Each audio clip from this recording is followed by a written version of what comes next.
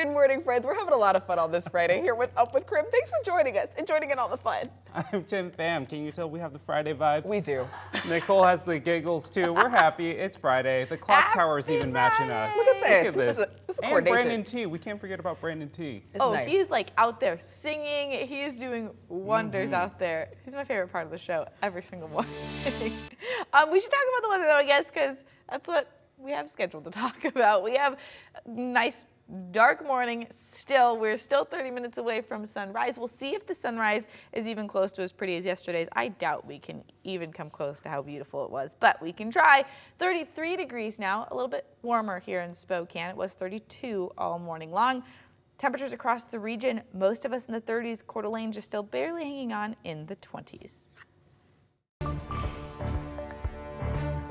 We do have some breaking news to get to this morning. The Spokane County Medical Examiner has just released the identity of the woman who was found dead in northeast Spokane. We now know that it was 65-year-old Carol Streit who was found in a field on Buckeye Wednesday afternoon. And new from overnight, the Spokane County Sheriff's deputies say that they found a dog next to her body. They say it was not on a leash and it did show some aggressive or protective behavior. Deputies say that Streit had wounds believed to have been caused by a dog. While the medical examiner did confirm her identity this morning, the official cause and manner of death has not been released. Tracking a developing story from overnight, Spokane police detained multiple people following a search warrant at a home in the Minnehaha neighborhood. Police say the warrant is connected to the deaths of two people nearby. Last week, SPD found a man and a woman dead after responding to reports of gunshots in the area. Earlier this week, the Spokane County Medical Examiner identified the victims as 37-year-old Colton Russell and 23-year-old Kiara Morgan Wieland. The Major Crimes Unit is currently investigating. The home where 4 University of Idaho students were murdered more than 1 year ago now will be demolished in just 2 weeks. Today, the defense team of the man accused of the murders will be back at the home today. They plan to take photos, measurements, and possibly get drone footage of the house. The university says they want to tear down the house over winter break so they do not impact students who live in the area.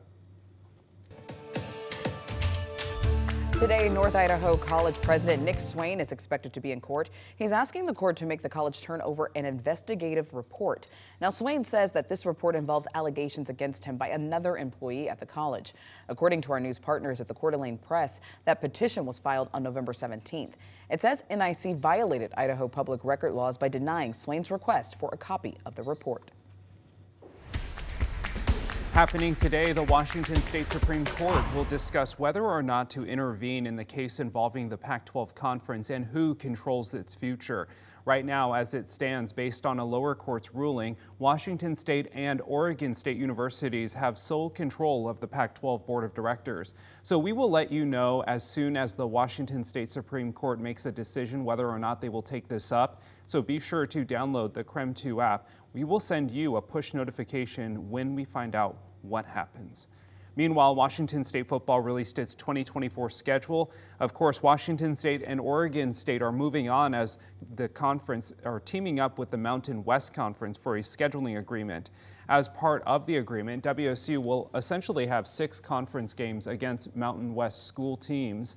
Now, however, WSU already had scheduling agreements with San Diego State and San Jose State. Those matchups are not included in the 6-game scheduling agreement. 6 home games, 5 road games, and the Apple Cup, which they are calling, quote, a neutral site at Lumen Field in Seattle. Next year, the Apple Cup is on September 14th instead of November. And the big question that still remains is what's the future for other sports? CBS Sports reporter John Rothstein says the Mountain West is in talks with both Washington State and Oregon State to join the Pac-12 for the 2024-25 season in basketball. This includes both the men's and women's teams. There's still no timetable for an official announcement. Rothstein's report is just for basketball. No word yet on other sports like baseball or volleyball. Well, the weather that we saw yesterday has moved its way out of our region, leaving us with mostly just cloud cover, and we stick this way for the next few days. We don't really have anything happening in terms of moisture or rain or snow through today and through your weekend as well. So we can really kind of just zoom through this future tracker. You can see even the clouds dissipating for quite some time through the weekend. We've got sunshine coming out as well. As for our temperatures, we're also slightly above average in those as well. We do get a chance for some morning fog tomorrow morning, so look out for that. But other than that, it's kind of boring, which is awesome, I think. I love the sunshine.